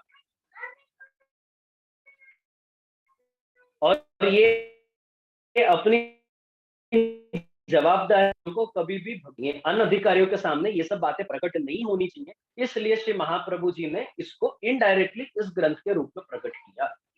लेकिन जिस दिन आप पूरा सिद्धांत रहस्य समझ जाओगे, उस दिन आप सिद्धांत रहस्य के तात्पर्य और ब्रह्म समन मंत्र के जो तात्पर्य, दोनों को कंपेयर करोगे तो दोनों सेम। लेकिन अनधिकारियों को ध्यान में रखते हुए महाप्रभु जी ने डायरेक्टली प्रकट नहीं किया, इनडायरेक्टली इस ग्रंथ के द्वारा प्रकट किया है। और जितनी भी टीका है, मैं भी जो आपके सामने सिद्धांत रहस्य का जो भी खुलासा कर रहा हूं, केवल आपके संदेह को दूर करने के लिए कर रहा हूं। बाकी मेरा सामर्थ्य नहीं है कि भगवत वाणी को मैं आपके सामने बहुत ज्यादा खोल के रख सकता। जब तक श्री महाप्रभु जी की कृपा नहीं हो, जब तक पूर्वाचार्यों की, पूर्व टीकाकारों की कृपा नहीं हो, तब तक उनके विषय को, भगवत आशय को समझाना संभव नहीं है। तो इस प्रकार से श्रावण सुद दशी के दिन पुष्टि मार्ग का प्रागट्य हुआ।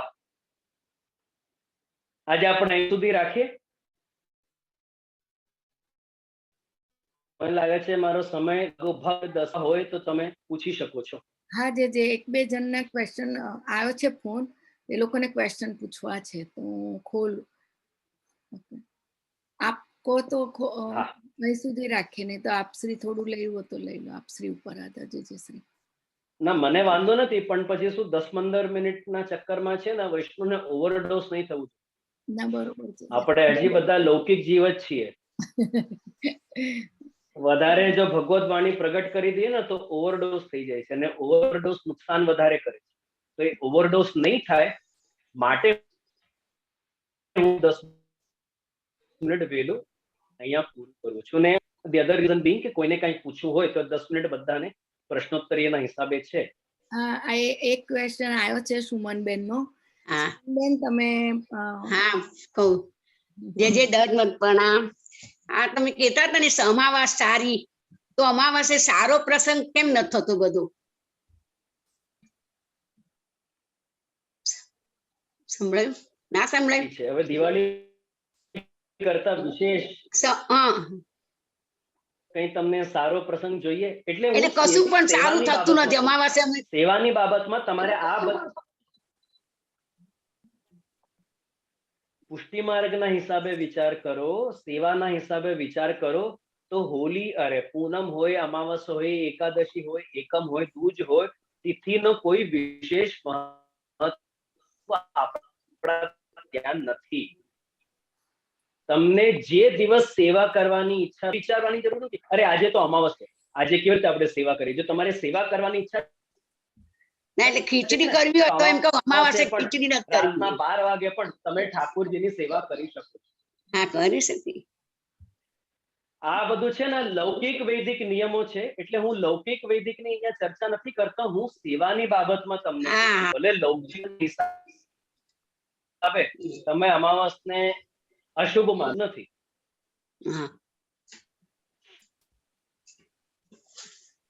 અને જો તમારે અમાવાસના દિવસે તમારે ખીચડી કરીને ધરવી હોય ને તો ઠાકોરજી પ્રેમથી તમારી ખીચડી આરોગશે.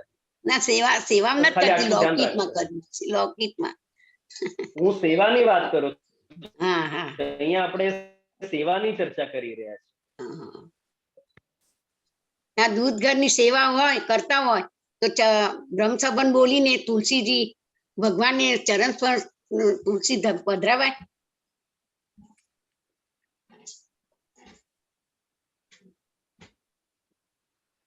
જે મતલબ કે તમારા ગુરુ ઘરની આજ્ઞા લેવી ઘરની સેવા છે ને, તો દૂધ તમારે જે રીતે તમને આજ્ઞા કરે ને તુલસી સમર્પણની, તે રીતે તમે કરો.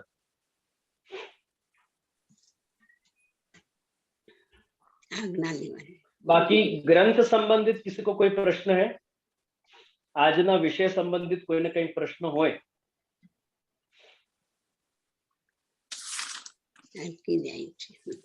આપણે ગ્રંથની ભૂમિકા જોઈ ગયા, ઇન્ટ્રોડક્શન જોઈ ગયા, ટીકા સાહિત્ય જોઈ ગયા, અને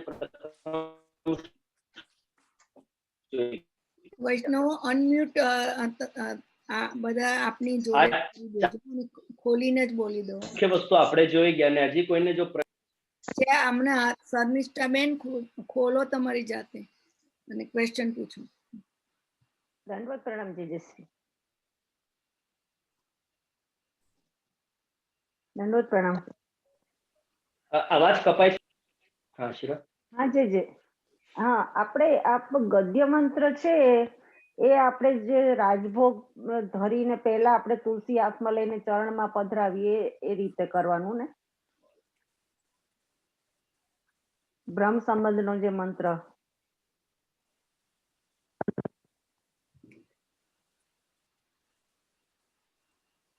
પ્રણામ જે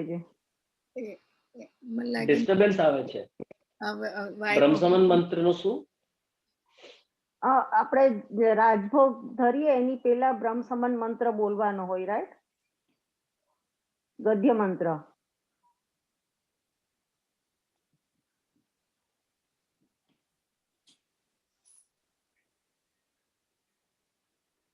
નથી સંભળાતું લાગતું. તમે આખો ક્વેશ્ચન બોલી જાઓ એટલે એ સાંભળશે. તમે આખો ક્વેશ્ચન બોલી જાઓ. હા એટલે એ આપણને સંસ્કૃતમાં ન આવડતું હોય તો ગુજરાતીનું ભાષાંતર છે એ બોલીએ તો ચાલે એમ. જો આ મુખ્ય તો સંસ્કૃત સંસ્કૃતમાં જે શ્લોક છે એ શ્લોકનો જ મહત્વ છે, હા, કારણ કે જે પણ અલૌકિકતા છે તે એ સંસ્કૃતના આવડે શ્લોકમાં જ છે. આવડે નહીં અને સંસ્કૃત નું તો ક્યાંયથી પ્રાપ્ત ના થાય તમારે આપણને. શીખવું જોઈએ ને. એક જે મુખ્યતા છે તે શ્લોક હા, પણ એ ક્યાંથી મળે છે? જે એમ એ સંસ્કૃતમાં છે ક્યાંથી મળે ગદ્ય મંત્રનું?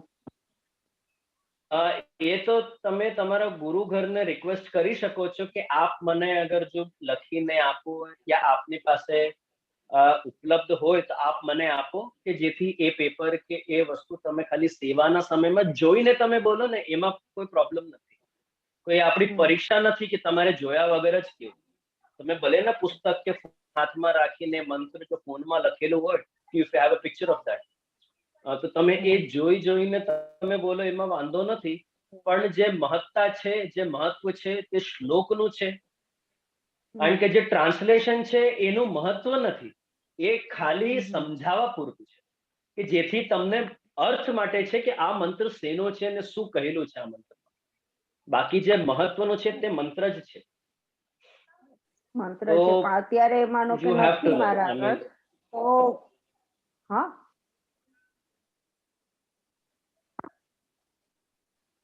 You have to learn. You have to try and learn that. Okay, ધીમે એટલે ધીમે અત્યારે કરીને. તો હા, હું પ્રયત્ન કરીશ મેળવવાનો. અત્યારે ગુજરાતી બોલી તો શકીએ ને આપણે, જેનું ભાષાંતર છે?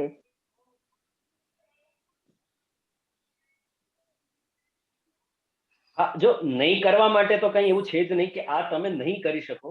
પણ આપણા ત્યાં પ્રોબ્લેમ ખાલી એટલી જ છે કે જ્યારે હું કહું છું ને વૈષ્ણવને કે હા આ પણ તમે કરી શકો છો, તો એ લોકો છે એના પ્રયત્ન છોડી દે છે. મૂળ જે કરવાનું હોય છે ને એનો પ્રયત્ન છોડી દે છે, કારણ કે જે કહ્યું ને આ પણ કરી શકો છો, તો મૂળનો પ્રયત્ન નથી કરતા. બસ તકલીફ ખાલી ત્યાં જ છે. હા, હવે હું ટ્રાય તો કરીશ. તમે ભલે મૂળનો તમે પ્રયત્ન કરો, આ પણ ચાલે છે, એવું નથી કે નથી ચાલતું, ચાલશે. પણ તમે મૂળ જે કરવાનો છે એનો પ્રયત્ન છોડતા, ઓકે કારણ કે મહત્વ એ મૂળનો છે. ઓકે, પ્રણામ છે. કારણ કે જો અગર બ્રહ્મસમન મંત્ર, જો હું તમારા જેવું હું પણ અગર કહું કે ભાઈ મને સંસ્કૃત નથી આવડતી, એનું જે હિન્દી કે ગુજરાતી જે ભાષાંતર છે એનાથી જો કોઈ વૈષ્ણવને દીક્ષા આપું ને, તો એનો બ્રહ્મસમન કેવો ન કહેવાય. તમારો બ્રહ્મ સંબંધ ક્યારે થાય છે? હવે બીજા શ્લોક આપણે કાલે લેશું ને, બીજા શ્લોકમાં આવશે, આ જ વિષય આવશે. બ્રહ્મ સંબંધ કરણાત સર્વેશામ દેહ જીવ. બ્રહ્મ સંબંધ કર્યો એ ક્યારે કહેવાય? જ્યારે હું સંસ્કૃતમાં એ જ શ્લોક જે શ્રીનાથજી મહાપ્રભુજીને કહી ગયા, જે મહાપ્રભુજી અમને 17 પેઢીમાં આ બધું આવીને કહી ગયા, એ જ મંત્ર જો હું તમને આપું ને, તો શ્રીનાથજી તમારો ઉદ્ધાર કરવા માટે બંધાયેલા છે. જો એનું ભાષાંતર જો તમને કહું ને, તો શ્રીનાથજી બંધાયેલા નથી. પછી તમે મારી આગળ શિકાયત નહીં કરતા કે જે મને આટલા વર્ષ થઈ ગયા બ્રહ્મ સંબંધ લઈને, હજી મારો ઉદ્ધાર કેમ? સમજાઈ ગયું છે. પ્રણામ છે. એટલે જે મહત્વ છે તે શ્લોકનો છે. ઓકે ઓકે, હું ટ્રાય કરીશ મેળવવાનું. જરૂર. હવે કોઈ વૈષ્ણવને છે ક્વેશ્ચન ને બોલો, આપણી સાથે બધા પોતાને મેં તેમ કરતું.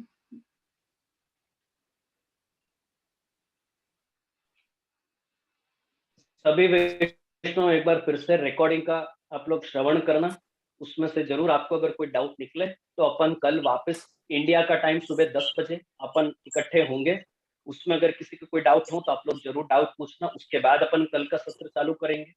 और जो किसी को कोई डाउट नहीं हो तो आवજો બધા. મળીએ આપણે કાલ સવારે મળીએ. હેલો, દંડવત પ્રણામ. એક પ્રશ્ન પૂછો તો, જો આજ્ઞા હોય તો. કહી દો જે જેને. હેલો, હા, એક કરીને એકને પૂછજો બધા, એક કરીને પૂછજો. કોઈને હા, કોને ક્વેશ્ચન છે? One by one. હું અહીંયા જે છું. આપશે હમણાં જેમ સમજાવ્યું કે બ્રહ્મસમન મંત્ર જે છે, જે આપણે ગદ્ય મંત્ર સંસ્કૃતમાં બોલીએ છીએ, અને અહીંયા શ્રી મહાપ્રભુજીએ સિદ્ધાંત રહસ્યમાં જે બતાવ્યું છે, તો આપણે એમ જેમ કીધું કે આ બંનેમાં જે શબ્દોની રચના કે જે પણ છે જે આપણે ગદ્ય મંત્ર બોલે છે ઈ અને સિદ્ધાંત રહસ્યમાં શ્રાવણ સામલે પક્ષી, આ બંને જુદા જુદા છે. તો એનું સમાધાન કેવી રીતના ઈ જરાક સમજવું હતું. એ જ મેં અહીંયા છેલ્લે એ જ ક્લિયર કર્યું ને કે એનો જે તાત્પર્ય છે, બ્રહ્મસમન મંત્રનો જે મૂળ તાત્પર્ય છે, અને આ ગ્રંથની ટીકા સાથે જ્યારે તમે આ સિદ્ધાંત રસ ગ્રંથ સમજશો તો બંને તાત્પર્યો મેચ થાય. જે બંનેનો ગૂઢાર્થ છે ને એ મેચ થશે. શબ્દ તો બંનેના જુદા જુદા છે, કારણ કે ભગવત વાક્ય છે બ્રહ્મસમન મંત્ર.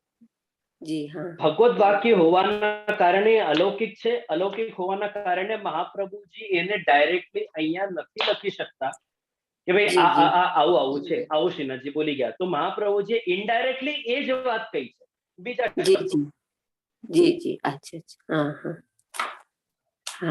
કારણ કે ઘણા અનઅધિકારીઓને પણ જો પાઠની પુસ્તક તો બધાને જ મળે છે, ઉપલબ્ધ છે, લેકિન ગદ્ય મંત્ર બધાને ઉપલબ્ધ નથી. તો એની અલૌકિકતાને સાચવવા માટે અહીંયા મહાપ્રભુજીએ ઇનડાયરેક્ટલી આ ગ્રંથને પ્રગટ કર્યું છે. પણ જો તમે તાત્પર્ય કમ્પેર કરવા જશો ને, સિદ્ધાંતનું રહસ્ય, હવે બ્રહ્મસમન મંત્રનું જે રહસ્ય છે ને એનું તાત્પર્ય છે, જો એને કમ્પેર કરવા જશો ને તો આ ગ્રંથ સાથે એક એક શબ્દ મેચ થશે. ओके, हाँ, अच्छा, हाँ, धन्यवाद प्रणाम जय जय। एक प्रश्न पूछ सकती हूँ जय जय? यदि मेरे पास संस्कृत में उपलब्ध है गद्य मंत्र और वैष्णव को शेयर कर सकते हैं कि नहीं कर सकते हैं? यदि आप आज्ञा दे तो मैं कर सकती हूँ। अगर वो वैष्णव ठाकुर जी को सखड़ी धरते हो, जी के सामने रोज तुलसी दल लेके अगर उनकी सेवा करते हो, तो ऐसे वैष्णव को अपरस समय पे आप वो मंत्र शेयर कर। जी जय जय। बाकी किसी और समय ठाकुर जी के सन्मुख ही इसको खोल के पढ़े राजभोग धरते समय। जी जय जय। अगर जो वो राजभोग की सेवा नहीं करते हैं साथ आप शेयर मत करें। जी जय जय। हर एक मंत्र की एक गरिमा है, उस गरिमा को, लौकिकता को बचाने के लिए। जी जय जय। धन्यवाद प्रणाम जी। આપે કહ્યું હમણાં સખડી જે ધરતા હોય એ જ આ ગદ્ય મંત્ર બોલી શકે કે દૂધઘર ધરતા હોય નાગરિક? કારણ કે મૂળ તો રાજભોગના સમયમાં જ આ મંત્ર બોલાય છે. ઠાકોરજી રાજભોગમાં બિરાજતા હોય, કારણ કે જો મૂળ વિષય હું કહી દઉં પછી જેમ તમારા ગુરુઘર તમને આજ્ઞા કરે. મૂળ વિષય એ છે કે ગદ્ય મંત્રમાં તમે તમારું સર્વસ્વ ઠાકોરજીને સમર્પણ કરો છો. પહેલા ગદ્ય મંત્ર દ્વારા તમે નિવેદન કરો છો, અને જ્યારે તમે ઠાકોરજીને રાજભોગ ધરો છો ત્યારે તમારું નિવેદન કરેલું બધું ત્યાં તમે એને ચરિતાર્થ કરો છો. ખાલી કહેવા ખાતર નહીં, તમે ક્રિયાથી પણ કરો છો, બરાબર? હવે જ્યારે તમે ખાલી મિશ્રી ભોગ ધરો, જ્યારે તમે ખાલી દૂધઘરની સેવા કરો, ત્યારે તમે સર્વસ્વનું સમર્પણ નથી જ કર્યું છે. એટલે આ મંત્ર મૂળ જોવા જાય તો કેવલ રાજભોગમાં જ બોલાય છે. પણ હવે તકલીફ એવી થઈ ગઈ છે કે 90% વૈષ્ણવ રાજભોગ નથી ધરતા. એના કારણે 90% વૈષ્ણવને આ મંત્ર યાદ પણ નથી. જો ભૂલે ચૂકે કોઈ દિવસ જો રાજભોગ ધરવો હોય ને, કોઈને યાદ પણ નથી. એટલે અમુક ઘરોમાં અમુક વલ્લભ કુલે જીવનો અધિકાર જોઈને આજ્ઞા કરે છે કે ના વાંધો નહીં, તમે મંગલામાં પણ બોલો કે તમે શૃંગારમાં પણ, મંગલામાં તો નહીં પણ તમે શૃંગારમાં બોલી દો, કે જેથી તમને ખાલી મંત્ર યાદ રહે એટલીસ્ટ.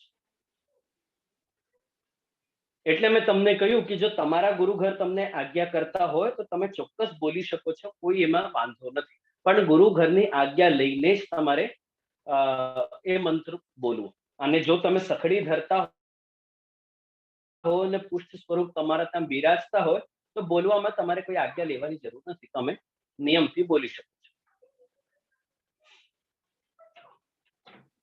આ આજ્ઞા લેવાનું તો જે સખડી નથી ધરતા એ લોકો માટે છે, કે જે અમે પછી શૃંગારમાં બોલીએ તો ચાલે કે નહીં ચાલે, તમે એની આજ્ઞા ગુરુઘરમાં લઈ. કે જેથી તમે એટલીસ્ટ એ મંત્ર ભૂલો નહીં.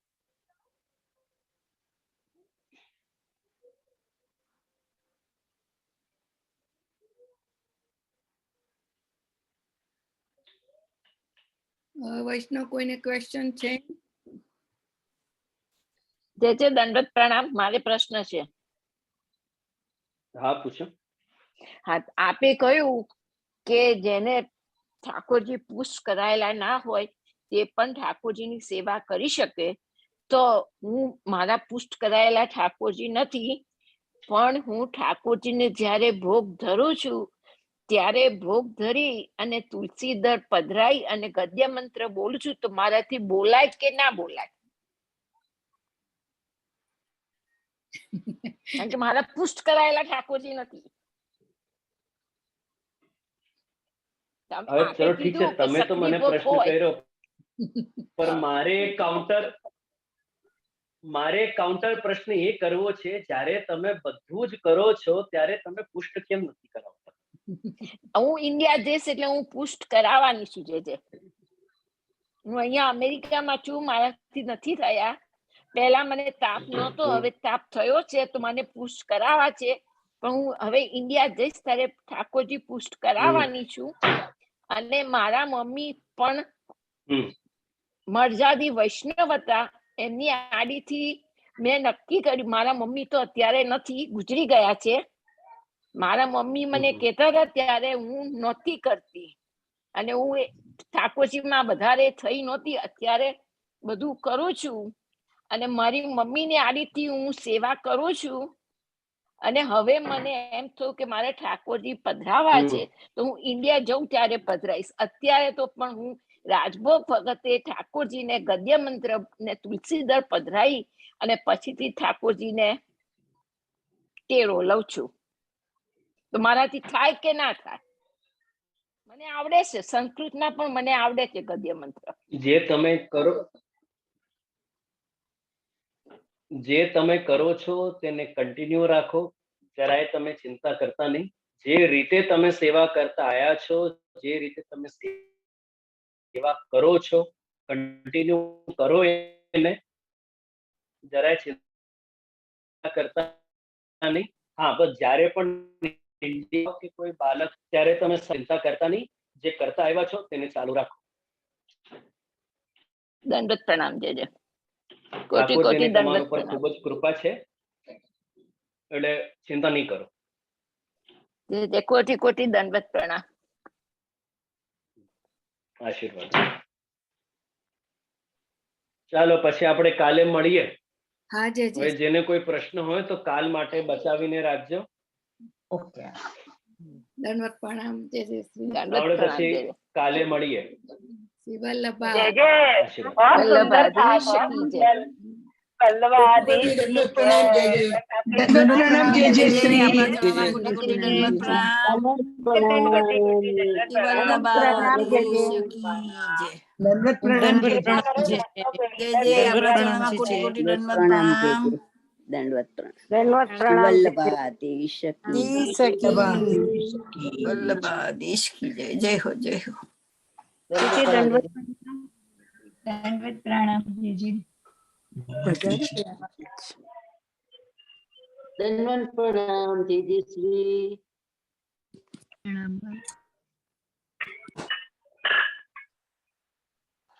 દંડવત પ્રણામ.